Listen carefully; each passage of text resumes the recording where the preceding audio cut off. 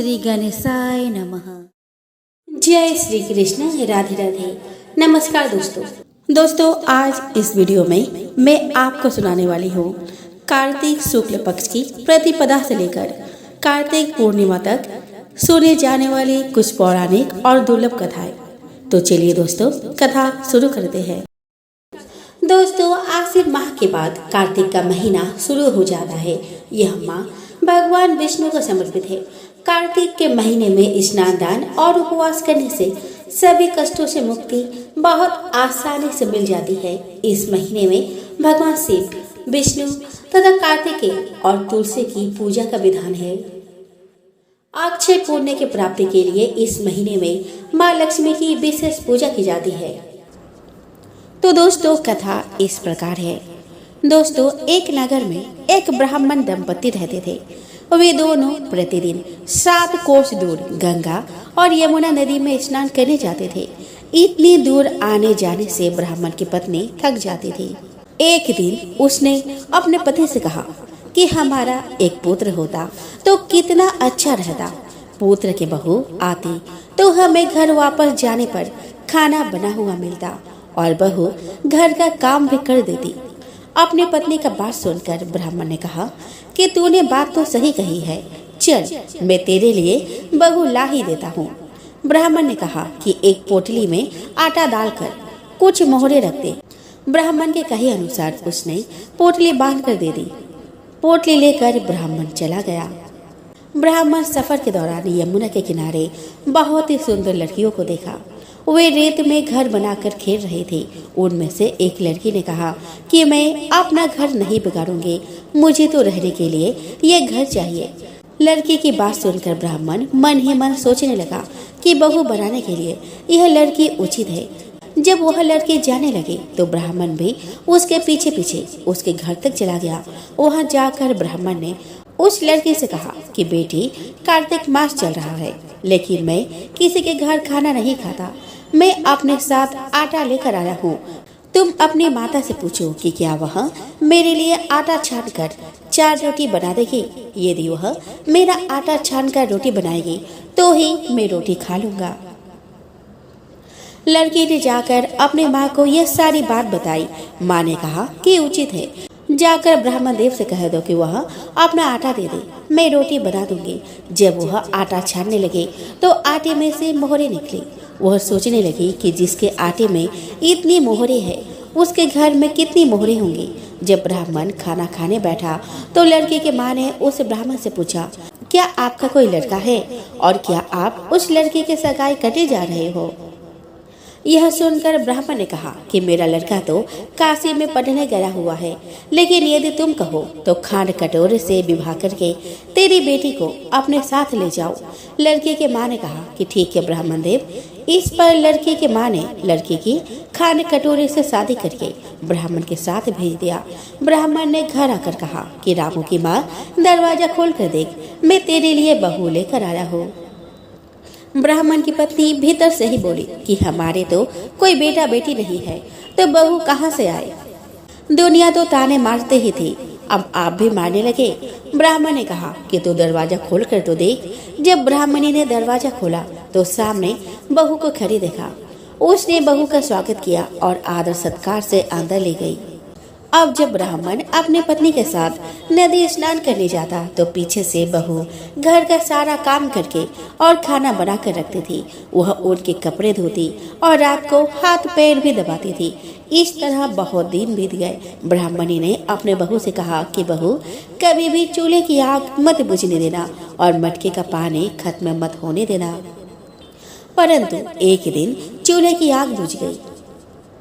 यह देखकर बहू घबरा गई और भागी भागी अपने पड़ोसन के पास गई और कहा कि मेरे चूल्हे की आग बुझ गई है, मुझे थोड़ी आग चाहिए। मेरे सास ससुर सुबह 5 बजे से गए हुए हैं, वो थके हुए घर आएंगे, इसीलिए मुझे उनके लिए खाना बनाना है। यह सुनकर पड़ोसन ने कहा कि तू तो बावली है, तुझे यह दोनों मिलकर पागल बना रहे हैं। इनके कोई पुत्र नहीं है, ये निसंतान है। बहू ने कहा कि नहीं, ऐसा मत बोलो, उनका बेटा तो बनारस काशी में पढ़ने गया हुआ है। इस पर पड़ोसन ने कहा कि यह तुझे झूठ बोलकर लाए हैं, मेरी बात सच मान, इनके कोई बेटा नहीं है। अब बहू पड़ोसन की बातों में आ गई और कहने लगी कि अब आप ही बताओ मैं क्या करूं। पड़ोसन ने कहा कि करना क्या है, जब तुम्हारी सास ससुर आए तो जली हुई रोटियां बना कर देना, बिना नमक की दाल बना कर देना, खीर की करछी दाल में और दाल की करछी खीर में डाल देना। पड़ोसन ने उसे अच्छे से सिखा पढ़ा दिया। फिर जब उसके सास ससुर घर आए तो उसने ना तो उनका आदर सत्कार किया और ना ही उनके कपड़े धोए। जब उसने सास ससुर को खाना दिया तो सास बोली कि बहू आज यह रोटी जली हुई क्यों है और दाल भी आलूनी है। तब बहू पलट कर कहा कि एक दिन ऐसा खाना खा लोगे तो कुछ बिगड़ तो नहीं जाएगा। सास ससुर को खरी खोटी सुनाकर वह फिर से पड़ोसन के पास गई और बोली कि अब आगे क्या करना है। पड़ोसन ने कहा कि अब तुम सातों कोठों की चाबी मांग लेना। अगले दिन जब सास ससुर स्नान करने के लिए जाने लगे तो बहू हार गए कि मुझे तो सातों कोठों की चाबी चाहिए। तब ससुर ने कहा इसे चाबी दे दो। तब सास ने बहू को चाबी दे दी। सास ससुर के जाने के बाद जब बहू ने दरवाजे खोला तो देखा कि किसी में अन्न भरा है, किसी में धन भरा है और किसी कोठे में बर्तन पड़े हैं। तब उसने सबसे ऊपर का सातवां कोठा खोला तो देखा कि शिव जी, पार्वती माता, गणेश जी, लक्ष्मी माता जी, पीपल पथवारी, कार्तिक के ठाकुर, राई दामोदर, तुलसी जी का बिरवा, गंगा यमुना और 33 कोटि देवी देवता विराजमान है। वहीं पर एक लड़का चंदन के चौकी पर बैठा माला जप रहा है। यह सब देखकर उसने लड़के से पूछा कि तुम कौन हो। तब लड़का बोला कि मैं तेरा पति हूँ, अभी दरवाजा बंद कर दे, जब मेरे माता पिता आएंगे तब दरवाजा खोलना। यह सब देखकर बहू बहुत खुश हुई और 16 श्रृंगार कर सुंदर वस्त्र पहनकर अपने सास ससुर का इंतजार करने लगी। उसने अपने सास ससुर के लिए अच्छे अच्छे पकवान बनाए। जब उसके सास ससुर घर पर आए तो उसने उनका आदर सत्कार किया और प्रेम पूर्वक खाना खिलाया और हाथ पैर दबाने लगी। पैर दबाते दबाते बहू ने कहा कि माँ आप इतनी दूर गंगा यमुना स्नान करने के लिए जाती हो तो आप थक जाती हो, इसीलिए आप घर पर ही स्नान क्यों नहीं करती हो। यह सुनकर सास कहने लगी कि बेटी गंगा यमुना घर पर तो नहीं बहती है। तब उसने कहा कि हाँ माँ जी बहती है, चलो मैं आपको दिखाती हूँ। जब बहू ने सातवां कोठा खोलकर दिखाया तो उसमें शिव जी, पार्वती जी, गणेश जी, लक्ष्मी जी, पीपल पथवारी, कार्तिक के ठाकुर, राई दामोदर, तुलसी जी का बिरवा, गंगा यमुना बह रही है और 33 कोटि देवी देवता विराजमान है। वही चौकी पर बैठा एक लड़का माला जप रहा है। माँ ने उसे देखकर कहा कि बेटा तुम कौन हो। लड़का बोला कि माँ मैं तेरा बेटा हूँ। तब ब्राह्मणी ने पूछा तू कहाँ से आया है। लड़के ने जवाब दिया कि मुझे तो कार्तिक देव ने भेजा है। माँ ने कहा कि बेटा यह संसार कैसा मानेगा कि तू मेरा बेटा है। माँ ने कुछ विद्वान पंडितों से मदद मांगी। पंडितों ने कहा कि इस पार बहू बेटा खड़ी हो जाए और उस पार माँ खड़ी हो जाए। माँ चमड़े की अंगियां पहनी हो और छाती में से दूध की धार निकलकर बेटे की दाढ़ी मूछ भीगे और पवन पानी से गठे जोड़ा बंधे, तब मानेंगे कि यह इस माँ का ही बेटा है। उसने ऐसा ही किया। चमड़े की अंगियां फट गई और छाती में से दूध की धार निकलकर बेटे की दाढ़ी मूछ भीग गई। पवन पानी से बहू बेटे का गठजोड़ बंध गया। यह सब देखकर ब्राह्मण और उसकी पत्नी की खुशी का ठिकाना न रहा। तो यह थी कार्तिक मास की कथा।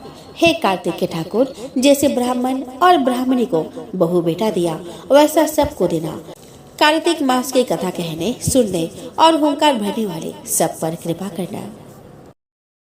तो दोस्तों एक समय की बात है, किसी नगर में एक साहूकार रहता था। उसके घर में धन की कोई कमी नहीं थी, लेकिन उसकी कोई संतान नहीं थी। इस कारण वह बहुत दुखी था।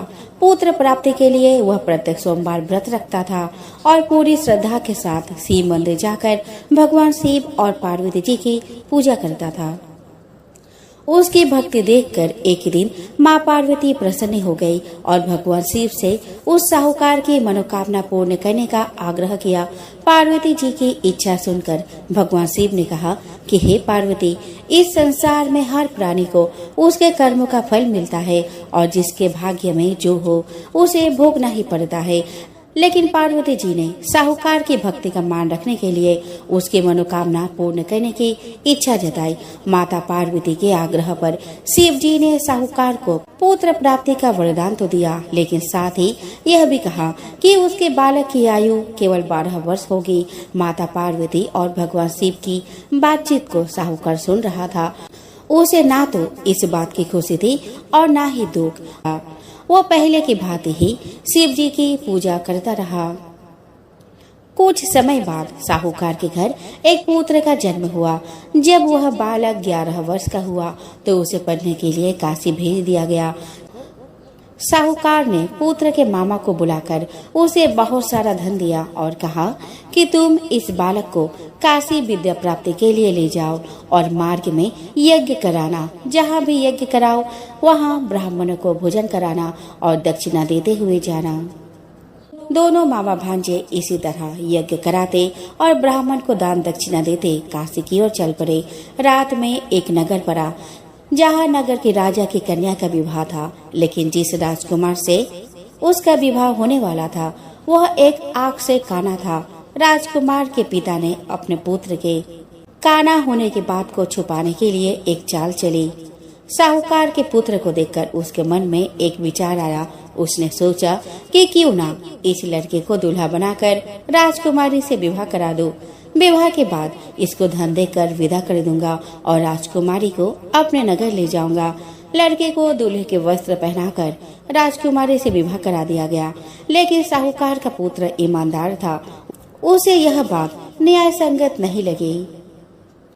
उसने अवसर पाकर ही राजकुमारी के चुनने के पल्ले पर लिखा, तुम्हारा विवाह तो मेरे साथ हुआ है, लेकिन जिस राजकुमार के संग तुम्हें भेजा जाएगा वह एक आंख से काना है। मैं तो काशी पढ़ने जा रहा हूँ। जब राजकुमारी ने चुन्नी पर लिखी बातें पढ़ी तो उसने अपने माता पिता को यह बात बताई। राजा ने अपने पुत्री को विदा नहीं किया, जिससे बारात वापस चली गई। दूसरी ओर साहूकार का लड़का और उसका मामा काशी पहुँचे। वहाँ जाकर उन्होंने यज्ञ किया। जिस दिन लड़के की आयु 12 साल की हुई उसी दिन यज्ञ रखा गया। लड़के ने अपने मामा से कहा कि मेरी तबीयत कुछ ठीक नहीं है। मामा ने कहा कि तुम अंदर जाकर सो जाओ। शिव जी के वरदान अनुसार कुछ ही देर में उस बालक के प्राण निकल गए। मृत भांजे को देख उसके मामा ने विलाप शुरू किया। संयोग बस उसी समय शिव जी और माता पार्वती उधर से जा रहे थे। पार्वती ने भगवान से कहा कि स्वामी, मुझे इसके रोने के स्वर सहन नहीं हो रहा। आप इस व्यक्ति के कष्ट को अवश्य दूर करें। जब शिव जी मृत बालक के समीप गए तो वह बोले कि यह उसी साहूकार का पुत्र है जिसे मैंने 12 वर्ष की आयु का वरदान दिया। अब इसकी आयु पूरी हो चुकी है। लेकिन मातृ भाव से विभोर माता पार्वती ने कहा, महादेव, आप इस बालक को और आयु देने की कृपा करें, अन्यथा इसके वियोग में इसके माता पिता भी तड़प तड़प कर मर जाएंगे। माता पार्वती के आग्रह पर भगवान शिव ने उस लड़के को जीवित होने का वरदान दिया। शिव जी की कृपा से वह लड़का जीवित हो गया। शिक्षा समाप्त करके लड़का मामा के साथ अपने नगर की ओर चल दिया। दोनों चलते हुए उसी नगर में पहुँचे जहाँ उसका विवाह हुआ था। उस नगर में भी उन्होंने यज्ञ का आयोजन किया। उस लड़के के ससुर ने उसे पहचान लिया और महल में ले जाकर उसकी खातिरदारी की और अपने पुत्री को विदा किया। इधर साहूकार और उसके पत्नी भूखे प्यासे रहकर बेटे की प्रतीक्षा कर रहे थे। उन्होंने प्रण कर रखा था कि यदि उन्हें अपने बेटे की मृत्यु का समाचार मिला तो वह भी प्राण त्याग देंगे, परंतु अपने बेटे के जीवित होने का समाचार पाकर वह बेहद प्रसन्न हुए। उसी रात भगवान शिव ने व्यापारी के स्वप्न में आकर कहा कि हे सृष्टि, मैंने तेरे सोमवार के व्रत करने और व्रत कथा सुनने से प्रसन्न होकर तेरे पुत्र को लंबी आयु प्रदान की है। इसी प्रकार जो कोई सोमवार व्रत करता है या कथा सुनता या पढ़ता है उसके सभी दुख दूर होते हैं और समस्त मनोकामनाएं पूर्ण होती है। एक पुरुष का नया नया विवाह हुआ था। विवाह के 2 दिनों बाद उसकी पत्नी मायके चली गई। कुछ दिनों के बाद वह पुरुष पत्नी को लेने उसके वहां गया।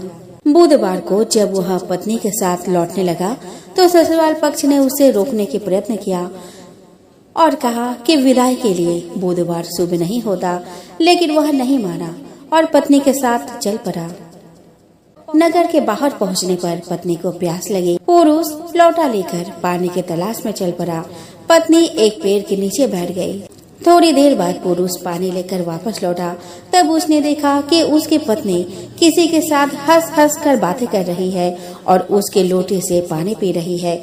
उसको क्रोध आ गया। वह निकट पहुंचा तो उसके आश्चर्य का कोई ठिकाना न रहा, क्योंकि उस आदमी की सूरत उसी की भांति थी। पत्नी भी सोच में पड़ गई। दोनों पुरुष झगड़ने लगे। भीड़ इकट्ठी हो गई। सिपाही आ गए। हम शक्ल आदमियों को देख वे भी आश्चर्य में पड़ गए। उन्होंने स्त्री से पूछा, उसका पति कौन है? वो महिला कुछ बोल न सकी। तब वह पुरुष शंकर भगवान से प्रार्थना करने लगा कि हे भगवान, हमारी रक्षा करे। मुझसे बड़ी भूल हुई कि मैं सास ससुर की बात नहीं मानी और बुधवार को पत्नी को विदा करा लिया। मैं भविष्य में ऐसा कदापि नहीं करूँगा। जैसे ही उसकी प्रार्थना पूरी हुई, दूसरा पुरुष अंतर्ध्यान हो गया। पति पत्नी सकुशल अपने घर पहुँचे। प्राचीन काल में एक बुढ़िया रहती थी। वह नियमित रूप से रविवार का व्रत करती थी। रविवार के दिन सूर्योदय से पहले उठकर बुढ़िया स्नान आदि से निवृत्त होकर आंगन को गोबर से लीपकर स्वच्छ करती थी। उसके बाद सूर्य भगवान की पूजा करते हुए रविवार व्रत कथा सुनकर सूर्य भगवान का भोग लगाकर दिन में एक समय भोजन करती थी। सूर्य भगवान की अनुकंपा से बुढ़िया को किसी प्रकार की चिंता एवं कष्ट नहीं था। धीरे धीरे उसका घर धन धान्य से भर रहा था। उस बुढ़िया को सुखी होते देख उसके पड़ोसन उससे जलने लगे। बुढ़िया ने कोई गाय नहीं पाल रखी थी, अतः वह अपने पड़ोसन के आंगन में बंधी गाय का गोबर लाती थी। पड़ोसन ने कुछ सोचकर अपने गाय को घर के भीतर बांध दिया। रविवार को गोबर न मिलने से बुढ़िया अपना आंगन नहीं लिप सकी। आंगन न लिप पाने के कारण उस बुढ़िया ने सूर्य भगवान को भोग नहीं लगाया और उस दिन स्वयं भी भोजन नहीं किया। सूर्यास्त होने पर बुढ़िया भूखे प्यासे ही सो गई। दोस्तों, प्रातः काल सूर्योदय से पूर्व उस बुढ़िया की आँख खुली तो वह अपने घर के आंगन में सुंदर गाय और बछड़े को देखकर हैरान हो गई। गाय को आंगन में बांधकर उसने जल्दी से उसे चारा लाकर खिलाया। पड़ोसन ने उस बुढ़िया के आंगन में बंधी वह सुंदर गाय और बछड़े को देखा तो वह उससे और अधिक जलने लगी। तभी गाय ने सोने का गोबर किया। गोबर को देखते ही पड़ोसन की आंखें फट गई। पड़ोसन ने उस बुढ़िया को आसपास न पाकर तुरंत उस गोबर को उठाया और अपने घर ले गई और अपनी गाय का गोबर वहां रखाई। सोने के गोबर से पड़ोसन कुछ ही दिनों में धनवान हो गई। गाय प्रतिदिन सूर्योदय से पूर्व सोने का गोबर किया करती थी और बुढ़िया के उठने के पहले ही पड़ोसन उस गोबर को उठाकर ले जाती थी। बहुत दिनों तक बुढ़िया को सोने के गोबर के बारे में कुछ पता ही नहीं चला। बुढ़िया पहले की तरह ही हर रविवार को भगवान सूर्यदेव का व्रत करती रही और कथा सुनती रही। लेकिन सूर्य भगवान को जब पड़ोसन की चालाकी का पता चला तो उन्होंने तेज आंधी चलाई।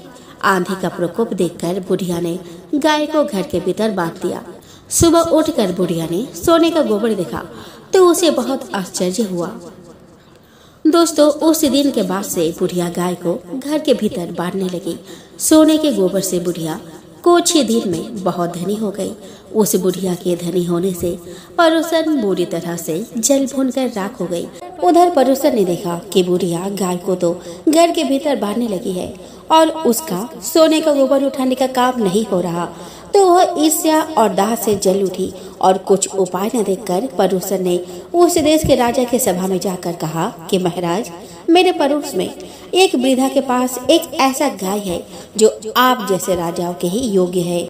वह नित्य सोने का गोबर देती है। आप उस सोने से प्रजा का पालन करिए। वह वृद्धा इतने सोने का क्या करेगी? राजा ने यह बात सुनकर अपने दूतों को वृद्धा के घर से गाय लाने की आज्ञा दी। वह बुढ़िया प्रातः ईश्वर का भोग लगाकर भोजन ग्रहण करने जा ही रही थी कि राजा के कर्मचारी गाय खोद कर ले गए। बुढ़िया काफी रोई चिल्लाई, किंतु कर्मचारियों के समक्ष कोई क्या कहता। उस दिन बुढ़िया गाय के वियोग में भोजन न खा सकी और रात भर रो रो कर ईश्वर से गाय को पुनः पाने के लिए प्रार्थना करती रही। उधर राजा गाय को देखकर बहुत प्रसन्न हुआ, लेकिन सुबह जैसे ही वह उठा, सारा महल गोबर से भरा दिखाई देने लगा। राजा यह देखकर घबरा गया। भगवान ने रात्रि में राजा को स्वप्न में कहा कि हे राजा, गाय वृद्धा को लौटाने में ही तेरा भला है। उसके रविवार के व्रत से प्रसन्न होकर मैंने उसे गाय दी थी। प्रातः होते ही राजा ने बुढ़िया को बुलाकर बहुत से धन के साथ सम्मान सहित गाय बछड़ा लौटा दिया। उसके पड़ोसन को बुलाकर उचित दंड दिया। इतना कहने के बाद राजा के महल से गंदगी दूर हो गई। उसी दिन से राजा ने नगरवासियों को आदेश दिया कि राज्य की तथा अपने समस्त मनोकामनाओं की पूर्ति के लिए रविवार का व्रत रखा करो। व्रत करने से नगर के लोग सुखी जीवन व्यतीत करने लगे। कोई भी बीमारी तथा प्रकृति का प्रकोप उस नगर पर नहीं होता था। सारी प्रजा सुख से रहने लगी। पौराणिक कथा के माने तो भगवान श्री राम, माता सीता और भगवान लक्ष्मण वनवास जा रहे थे। उस भक्त प्रभु श्री राम विश्राम करने के लिए थोड़ी देर रुके। जहाँ भगवान विश्राम कर रहे थे वहीं पास में एक बुढ़िया रहती थी। भगवान श्री राम, लक्ष्मण और माता सीता उस बुढ़िया के घर गए। उस वक्त बुढ़िया सूत काट रही थी। बुढ़िया ने श्री राम, लक्ष्मण और माता सीता का आदर पूर्वक स्वागत किया और उन्हें स्नान ध्यान करवाकर भोजन करने को कहा। यह सुनकर श्री राम ने उस बुढ़िया से कहा कि माता, मेरा हंस भी भूखा है, इसके लिए पहले मोती ला दो, फिर मैं बाद में भोजन करूंगा। यह सुनकर बुढ़िया बहुत परेशान हो गई, लेकिन बुढ़िया अपने घर आए मेहमानों का निरादर नहीं करना चाहती थी। इसी वजह से वे दौड़ते दौड़ते अपने नगर के राजा के पास गई और उससे उधार में मोती देने को कहा। बुढ़िया की हैसियत राजा को मोती लौटाने की नहीं थी, लेकिन फिर भी बुढ़िया पर तरस खाकर राजा ने उसे मोती दे दी। बुढ़िया दौड़ते हुए उस मोती को लाकर भगवान श्री राम के हंस को खिला दिया। हंस को खाना खिलाने के बाद बुढ़िया ने भगवान श्री राम को भी भोजन करवाया। भोजन करने के बाद भगवान श्री राम जाते समय बुढ़िया के आंगन में एक मोती का पेड़ लगा गए। जब पेड़ बड़ा हुआ तो उसमें बहुत सारे मोती होने लगे, लेकिन बुढ़िया को इस मोती के बारे में कुछ पता नहीं था। जब पेड़ से मोती गिरता तो उसकी पड़ोसी उसे उठाकर ले जाता था। एक दिन जब बुढ़िया उस पेड़ के नीचे बैठकर सूत काट रही थी तो पेड़ से एक मोती गिरा। बुढ़िया ने मोती के गिरते ही उसे उठा लिया और उसे राजा के पास ले गई। बुढ़िया के पास इतने सारे मोती देखकर राजा को बड़ी हैरानी हुई। राजा ने बुढ़िया से पूछा कि तुम्हारे पास इतने मोती कहाँ से आए? तब बुढ़िया ने अपने राजा को बताया कि उसके आंगन में एक मोती का पेड़ है। यह सुनकर राजा ने तुरंत उस पेड़ को अपने आंगन में लगवा लिया, लेकिन भगवान श्री राम की कृपा से राजा के आंगन में लगा हुआ मोती के पेड़ में मोती के बजाय कांटे लगने लगे। एक दिन उसी पेड़ का एक कांटा रानी के पेड़ में चुभ गया। रानी के पेड़ में कांटा चुभने के बाद उन्हें बहुत पीड़ा हुई। वह चिल्लाते चिल्लाते राजा के पास गई। यह देखकर राजा ने उस पेड़ को फिर से बुढ़िया के आंगन में लगवा दिया। प्रभु श्री राम की कृपा से पेड़ में फिर से मोती लगने लगे। अब जब पेड़ से मोती गिरता, बुढ़िया उसे उठाकर प्रभु के प्रसाद के रूप में सभी को बांट देती थी। बहुत साल पहले की बात है। एक आलसी लेकिन भोला भाला युवक था जिसका नाम आनंद था। दिन भर कोई काम नहीं करता, बस खाता ही रहता और सोए रहता। घर वालों ने कहा, चलो जाओ निकलो घर से, कोई काम धाम करते नहीं तो बस पड़े ही रहते हो। वह घर से निकलकर यूं ही भटकते हुए एक आश्रम पहुंचा। वहाँ उसने देखा कि एक गुरुजी है, उनके शिष्य कोई काम नहीं करते, बस मंदिर की पूजा करते हैं। उसने मन में सोचा, ये बढ़िया है, कोई काम धाम नहीं, बस पूजा ही तो करना है। गुरुजी के पास जाकर पूछा, क्या मैं यहाँ रह सकता हूँ? गुरुजी बोले, हाँ क्यों नहीं, लेकिन मैं कोई काम नहीं कर सकता हूँ। गुरुजी बोले, कोई काम नहीं करना है, बस पूजा ही करना होगा। आनंद बोला, ठीक है, वह तो मैं कर लूंगा। जब आनंद महाराज आश्रम में रहने लगे, ना कोई काम ना कोई धाम, बस सारा दिन खाते रहो और प्रभु भक्ति में भजन गाते रहो। महीना भर हो गया। फिर एक दिन आई एकादशी। उसने रसोई में जाकर देखा, खाने की कोई तैयारी नहीं। उसने गुरुजी से पूछा, आज खाना नहीं बनेगा क्या? गुरुजी ने कहा, नहीं, आज तो एकादशी है, तुम्हारा भी उपवास है। उसने कहा, नहीं, अगर हमने उपवास कर लिया तो कल का दिन ही नहीं देख पाएंगे। हम नहीं कर सकते उपवास, हमें तो भूख लगती है। आपने पहले क्यों नहीं बताया? गुरुजी ने कहा, ठीक है, तुम ना करो उपवास, पर खाना भी तुम्हारे लिए कोई और नहीं बनाएगा, तुम खुद बना लो। मरता क्या ना करता, गया रसोई में। गुरुजी फिर आए और बोले, देखो, अगर तुम खाना बना लो तो राम जी को भोग जरूर लगा लेना और नदी के उस पार जाकर बना लो रसोई। ठीक है। लकड़ी, आटा, तेल, घी, सब्जी लेकर आनंद महाराज चले गए। जैसा तैसा खाना भी बनाया। खाने लगा तो याद आया, गुरुजी ने कहा था कि राम जी को भोग लगाना है। आनंद लगा भजन गाने, आओ मेरे राम जी भोग लगाओ जी, प्रभु राम आइए, श्री राम आइए, मेरे भोजन का भोग लगाइए। कोई ना आया तो बेचैन हो गया कि यहाँ तो भूख लग रही है और राम जी आ ही नहीं रहे। भोला मानस जानता था कि प्रभु साक्षात तो आएंगे नहीं, पर गुरुजी की बात मानना जरूरी है। फिर उसने कहा, देखो प्रभु राम जी, मैं समझ गया कि आप क्यों नहीं आ रहे हो। मैंने रूखा सूखा बनाना है और आपको तरमाल खाने की आदत है, इसीलिए नहीं आ रहे हैं। तो सुनो प्रभु, आज वहाँ भी कुछ नहीं बना है, सबको एकादशी है, खाना हो तो ये भोग ही खा लो। श्री राम अपने भक्त की सरलता पर बड़े मुस्कुराए और माता सीता के साथ प्रकट हो गए। भक्त असमंजस में था। गुरुजी ने तो कहा था कि राम जी आएंगे, पर यहाँ तो माता सीता भी आ गई है और मैंने तो भोजन बस 2 लोगों का बनाया है। चलो कोई बात नहीं, आज इन्हें ही खिला देते हैं। बोला, प्रभु मैं भूखा रह गया, लेकिन मुझे आप दोनों को देखकर बड़ा अच्छा लग रहा है। लेकिन अगली एकादशी पर ऐसा ना करना, पहले बता देना कि कितने जन आ रहे हो, और हाँ, थोड़ा जल्दी आ जाना। राम जी उसके बात पर बड़े मोदित हुए। वे प्रसाद ग्रहण कर चले गए। अगली एकादशी तक यह भोला मानस सब भूल गया था। उसने सोचा, प्रभु ऐसे आते होंगे और प्रसाद ग्रहण करते होंगे। फिर एकादशी आई। गुरुजी से कहा, मैं चला अपना खाना बनाने, पर गुरुजी थोड़ा ज्यादा अनाज लगेगा, वहाँ 2 लोग आते हैं। गुरुजी मुस्कुराए, भूख के मारे बावला है, ठीक है, ले जा और अनाज ले जा। अब की बार उसने 3 लोगों का खाना बनाया।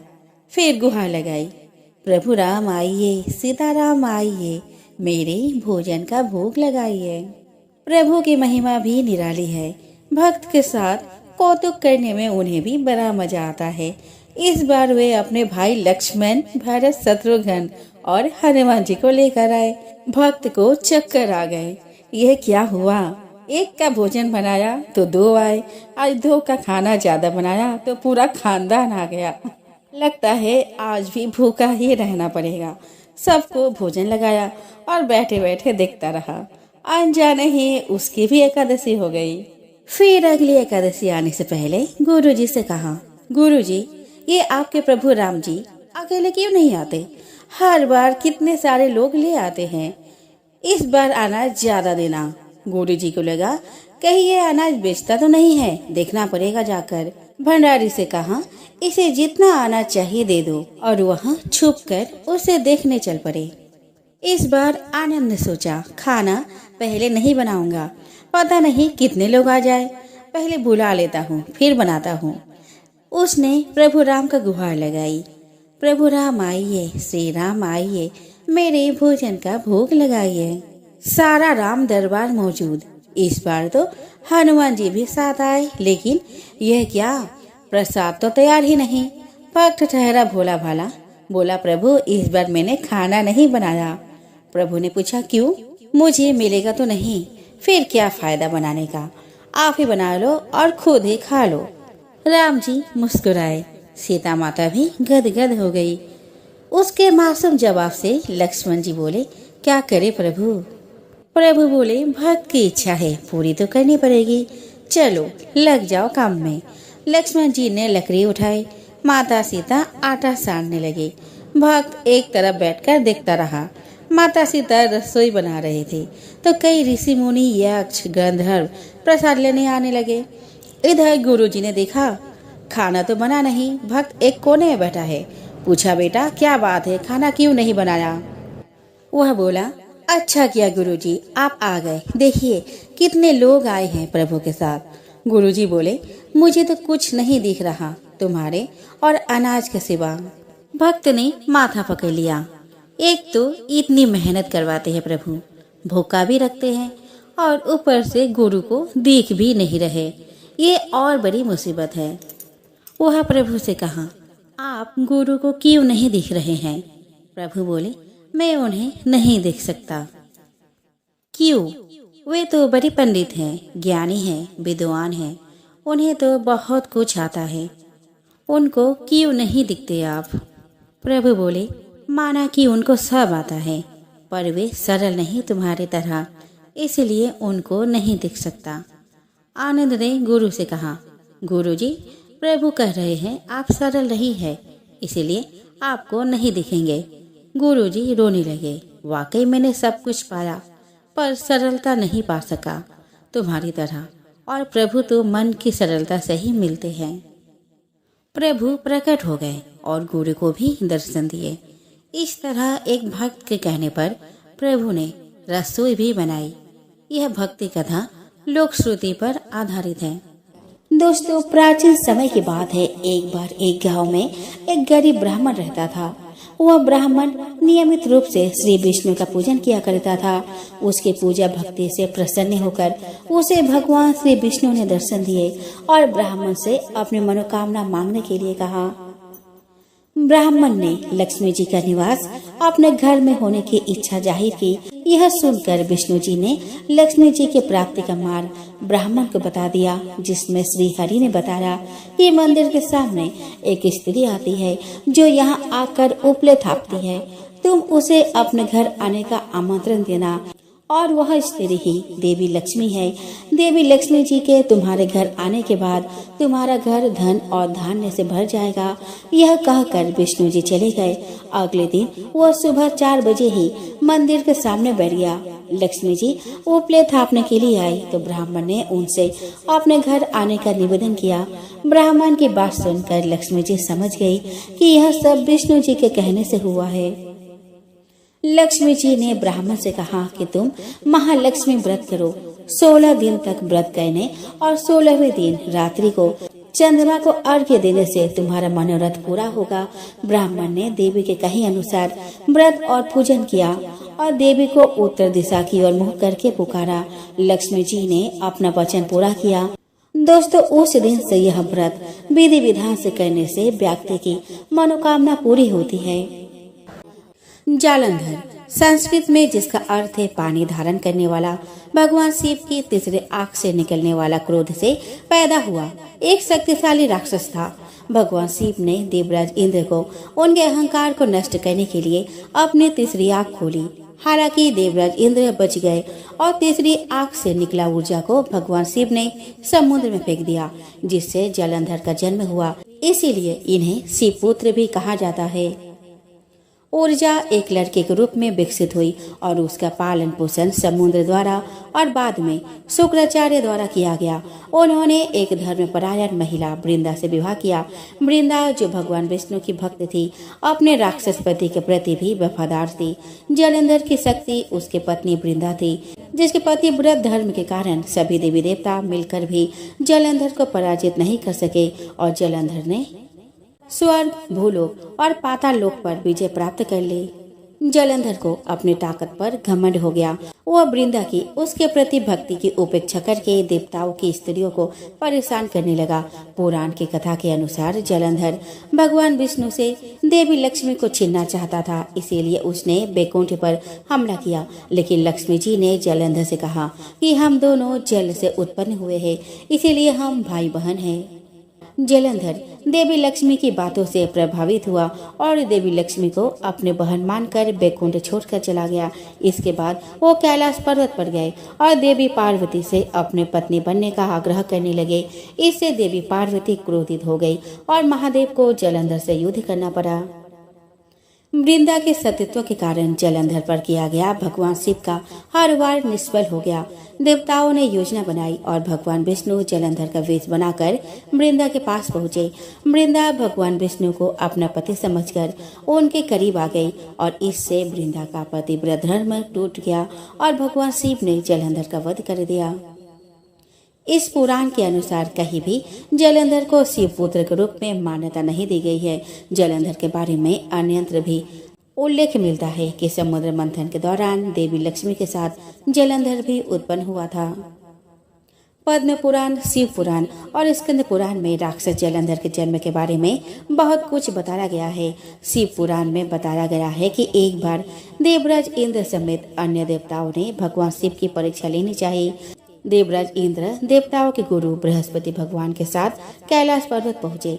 भगवान शिव ने अपने आध्यात्मिकता शक्ति के बल पर यह जान लिया कि ये लोग उनकी परीक्षा लेने आ रहे हैं, इसलिए उन्होंने देवराज इंद्र और गुरु बृहस्पति के ज्ञान का परीक्षण करने के लिए खुद को अवधूत का वेश धारण किया और उनके रास्ते में खड़े हो गए। देवराज इंद्र ने उसे रास्ते से हटने का इशारा किया, लेकिन भगवान शिव अवधूत वेश धारण कर अपने स्थान पर खड़े रहे। यह देखकर देवराज इंद्र क्रोधित हो गए। उसने कहा कि अरे, तुम्हें पता नहीं मैं कौन हूँ? रास्ते से हट जाओ, नहीं तो मैं वज्र से तेरे टुकड़े टुकड़े कर डालूंगा। धमकी सुनकर शिव जी वेशधारी अवधूत क्रोधित हो गए। उसने बड़े जोर से गुंजन किया, जिसे सुनकर चारों दिशाएं कांप उठी। देवराज इंद्र की हरकत पर भगवान शिव क्रोधित हो गए और उनकी आंखें लाल हो गई, जिससे देवराज इंद्र भयभीत हो गए। क्रोध के कारण भगवान शिव की तीसरी आंख खुल गई, जिससे देवराज इंद्र लगभग मर ही गए। गुरु बृहस्पति को तुरंत एहसास हुआ कि अवधूत वास्तव में कोई और नहीं बल्कि स्वयं भगवान शिव थे। उन्होंने देवराज इंद्र को संकेत करके कहा, यह तुम क्या अनर्थ कर रहे हो सुरेंद्र? आप भगवान शिव को नहीं पहचान रहे, यह असली भगवान शिव है। देवराज इंद्र को अपनी गलती का एहसास हुआ। वे तुरंत भगवान शिव के चरणों में गिर पड़े और क्षमा मांगने लगे। क्षमा करें प्रभु, मैंने आपको नहीं पहचाना। गुरु बृहस्पति बोले कि हाँ प्रभु, देवेंद्र को माफ कर दो, उसने अनजाने में तुम्हें नहीं पहचाना, इसीलिए उसे माफ कर दो। गुरु बृहस्पति के समझाने पर भगवान शिव ने देवराज इंद्र को क्षमा कर दिया। देवराज इंद्र को मारने से बचने के लिए भगवान शिव ने अपने तीसरी आंख से निकले क्रोध की ऊर्जा को समुद्र की ओर भेजा और समुद्र से मिलने पर उस ऊर्जा ने एक बालक का रूप धारण कर लिया। भगवान शिव के क्रोध के तेज से उत्पन्न वह बालक खूब रोया, जिससे चारों दिशाएं कांपने लगी। देवता और दानव सभी भयभीत हो गए। हवा कम हो गई। अतः प्रभु देवता इंद्र अन्य देवताओं के साथ भगवान ब्रह्मा के पास पहुँचे और उनसे कहा कि हे भगवान, एक अद्भुत बालक सागर संगम पर इतने जोर से रो रहा है कि देवता डर गए हैं। कृपया इस संकट को दूर करें। भगवान ब्रह्मा और देवराज इंद्र देवताओं के साथ सागर संगम पर पहुँचे। ब्रह्मा जी के आते ही समुद्र अपने स्थान से बाहर आ गया। उसने इंद्र सहित ब्रह्मा जी की पूजा की। ब्रह्मा जी ने समुद्र से पूछा, जल में रेत पर लेटा हुआ यह बालक कौन है? उसकी पुकार सुनकर सारा संसार व्याकुल हो रहा है। सागर ने भगवान ब्रह्मा से कहा कि उन्हें नहीं पता कि यह लड़का कहाँ से आया है। यह कहकर सागर ने बालक को गोद में उठा लिया और ब्रह्मा जी को दे दिया। जैसे ही वह भगवान ब्रह्मा के गोद में आया, बच्चे ने रोना बंद कर दिया और कुछ ही समय में अचानक लड़के की भुजाएं आगे बढ़ गई और उसने अपने दोनों भुजाओं से भगवान ब्रह्मा का गला पकड़ लिया। यह देखकर अन्य देवताओं को आश्चर्य हुआ। ब्रह्मा जी ने अपना गला छुड़ाने की कोशिश की, लेकिन बालक के हाथों की पकड़ मजबूत हो गई। तभी अचानक लड़के ने अपना गला छोड़ दिया और मुस्कुराने लगा। भगवान ब्रह्मा ने बालक का नाम जलंधर रखा। तब भगवान ब्रह्मा ने कहा कि वह लड़का एक दिन राक्षसों का सम्राट बनेगा और उसे केवल भगवान शिव ही मार सकते हैं, और उसकी मृत्यु के बाद वह भगवान शिव की तीसरी आंख में वापस आ जाएगा।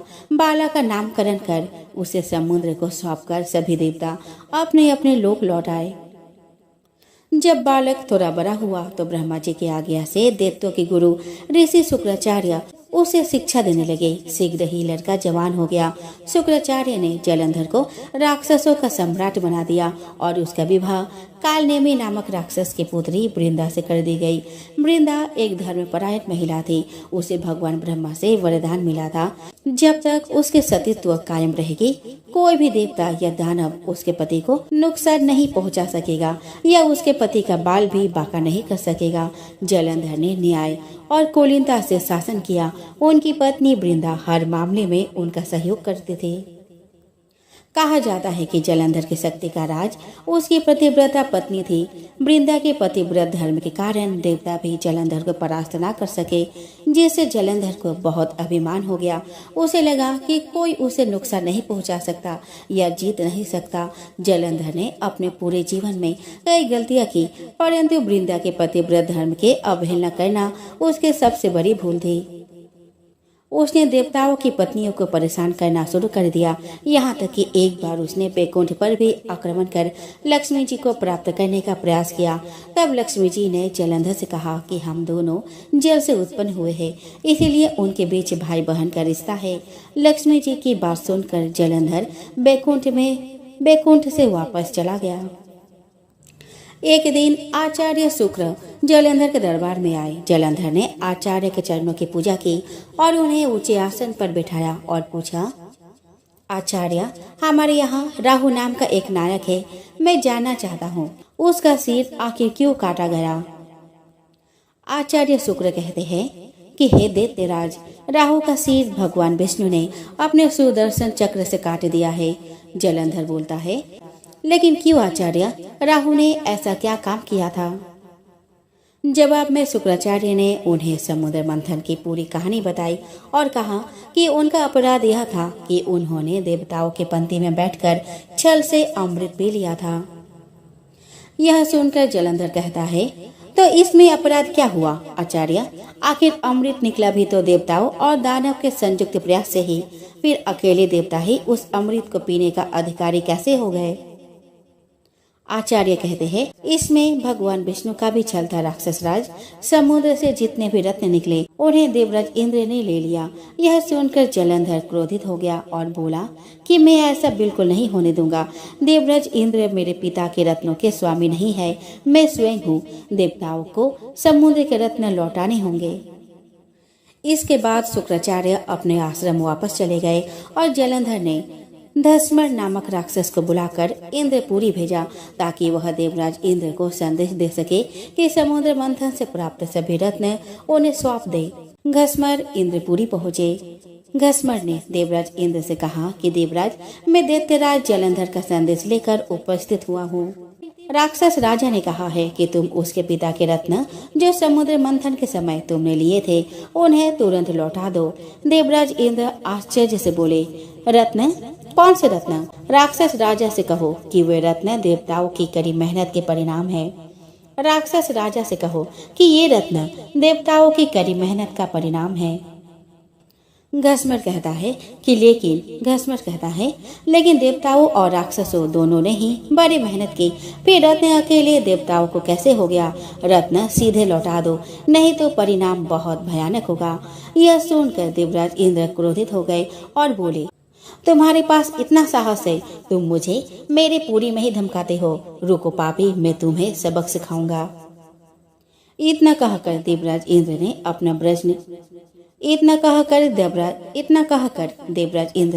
अपना वज्र निकाल लिया। लेकिन तभी आचार्य बृहस्पति ने उन्हें रोका और समझाते हुए कहा कि क्रोध मत करो देवराज, यह एक दूत है और एक दूत को मारना नहीं चाहिए, उसको छोड़ दो। दशमेर वापस जलंधर के पास गया और उसे देवराज इंद्र द्वारा दिया गया उत्तर बताया।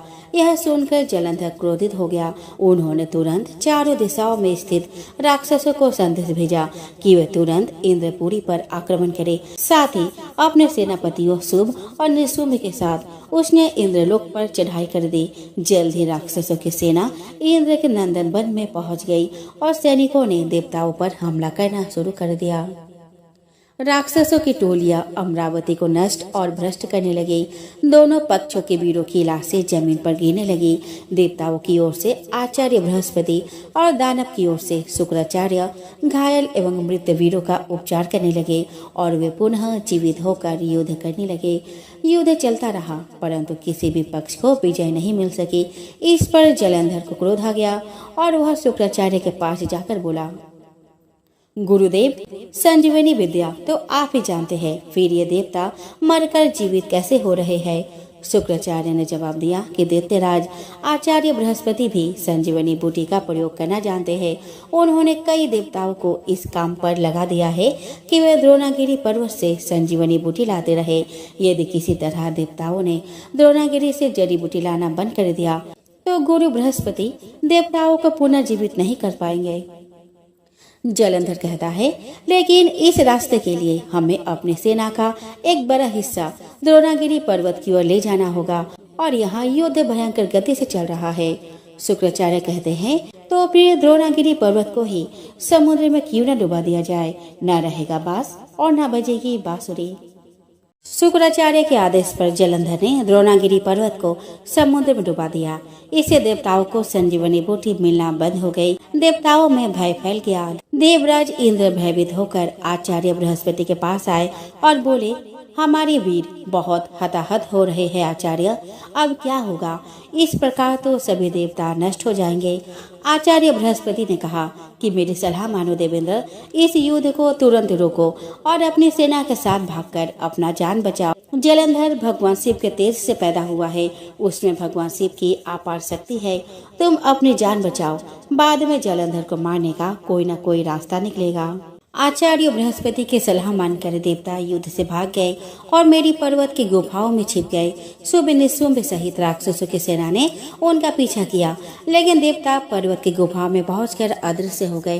थक कर राक्षसों की सेना लौट गई। जलंधर ने पूरी अमरावती को लूट लिया और स्वयं देवराज इंद्र के सिंहासन पर बैठ गया। देवराज इंद्र मेरू पर्वत की गुफाओं से निकलकर अपने साथियों के साथ भगवान विष्णु के पास पहुँचे। उन्होंने भगवान विष्णु से प्रार्थना की, रक्षा करे प्रभु। जलंधर ने पूरी अमरावती को नष्ट कर दिया है। हजारों देवता मारे गए। भगवान विष्णु मदद करने के लिए सहमत हुए, लेकिन देवी लक्ष्मी से वादा किया कि वह जलंधर को नहीं मारेंगे, क्योंकि वो समुद्र से पैदा हुआ था और देवी लक्ष्मी उसे अपना भाई मानती थी।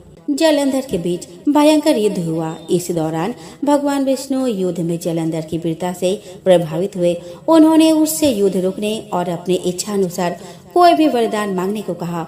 जलंधर ने भगवान विष्णु से उसकी बहन देवी लक्ष्मी के साथ क्षीर सागर में रहने की अनुमति देने का अनुरोध किया। भगवान विष्णु ने उनकी इच्छा पूरी की और अपने पत्नी देवी लक्ष्मी के साथ क्षीर सागर में रहने लगे। जलंधर बड़े प्रेम से भगवान विष्णु की सेवा करने लगा।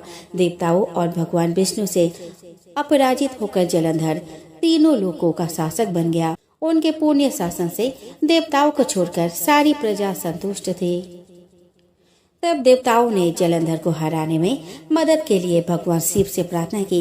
भगवान शिव की इच्छा अनुसार देवर्षि नारद देवताओं से मिलने आए।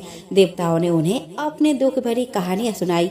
एक दिन देवर्षि नारद जलंधर से मिलने गए और बोले कि हे राक्षस राज, वैसे तो इस समय आपके पास सारा ऐश्वर्य उपलब्ध है, लेकिन एक चीज की कमी है। जलंधर के पूछने पर किस बात की कमी है?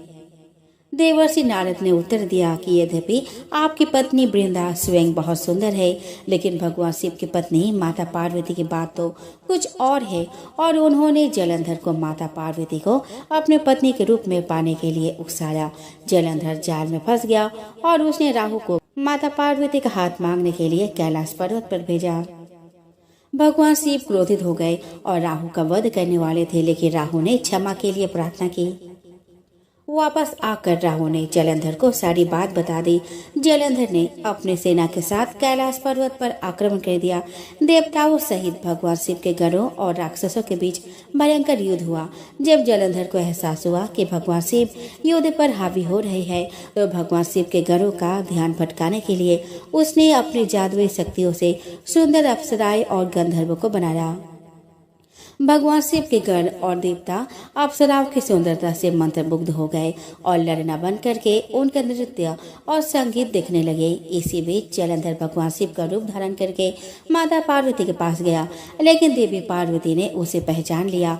देवी पार्वती की सुंदरता से मंत्रमुग्ध होकर जलंधर ने उन्हें बुरी नियत से देखा, लेकिन देवी पार्वती ने अपनी शक्ति से उसे स्थिर कर दिया। तब देवी पार्वती भगवान विष्णु के पास गई और पूरी कहानी सुनाई। उन्होंने भगवान विष्णु से अनुरोध किया वे जलंधर के वेश में जलंधर की पत्नी के पास जाए और वृंदा को वैसे ही धोखा दे जैसे जलंधर ने उसे धोखा देने की कोशिश की थी। तब भगवान विष्णु जलंधर का रूप धारण करके वृंदा के महल में गए। फिर वृंदा ने जलंधर, जो कि वास्तव में भगवान विष्णु के वेश में थे, को गले लगा लिया, जिससे उसके सतीत्व भंग हो गया। वृंदा को पता चलता है कि वह छद्मवेशी विष्णु है और वह उसे श्राप दे देती है कि एक दिन कोई उसकी ही पत्नी को धोखा देगा। वह यह भी कहती है कि वह पत्थर दिल है और भगवान विष्णु को पत्थर बनने का श्राप दे दिया और भगवान विष्णु तुरंत पत्थर में बदल जाते हैं। तभी देवताओं और लक्ष्मी जी ने वृंदा से अपना श्राप वापस लेने का अनुरोध किया। वृंदा जी ने वैसा ही किया और भगवान विष्णु पहले जैसे हो गए। तब वृंदा ने सतीत्व भंग होने के कारण आत्मदाह कर लिया। तभी उसके राख से एक पौधा निकला। भगवान विष्णु ने कहा कि आज से इसका नाम तुलसी होगा और मेरा एक रूप पत्थर के रूप में रहेगा, जिससे शालिग्राम के नाम से तुलसी जी के साथ पूजा जाएगा और तुलसी का विवाह शालिग्राम के साथ कराया जाएगा। जलंधर की शक्ति का रहस्य उसकी पतिव्रता पत्नी थी और जैसे जैसे उसकी पत्नी का सतीत्व भंग होता गया, वैसे वैसे उसकी शक्तियां कम होती गई। इसके बाद जलंधर द्वारा बनाई गई मायावी शक्तियां समाप्त हो गई और सारी अप्सराएं और गंधर्व गायब हो गए। भगवान शिव की सेना को एहसास हो गया वो जो कुछ भी देख रहे थे वह एक भ्रम से ज्यादा कुछ नहीं था। भगवान शिव ने अपना युद्ध फिर से शुरू किया। शुभ और निशुंभ राक्षस उससे युद्ध करने के लिए आगे आए, लेकिन अंततः उन्हें युद्ध के दौरान भागना पड़ा। तभी जलंधर भगवान शिव से युद्ध करने पहुंचा। उसके बीच भयंकर युद्ध प्रारंभ हो गया। भगवान शिव ने अपने चक्र से जलंधर का सिर काट दिया, जो उसके पेट की अंगूठी से उत्पन्न हुआ था। उनकी मृत्यु के बाद जलंधर की आत्मा भगवान शिव से मिल गई। तब देवतागण भगवान शिव के पास आए और उनकी स्तुति की। दोस्तों, जालंधर भारत के पंजाब राज्य के प्रमुख जिलों में से एक है, जहां 3 नदियां सतलुज, ब्यास और रावी है।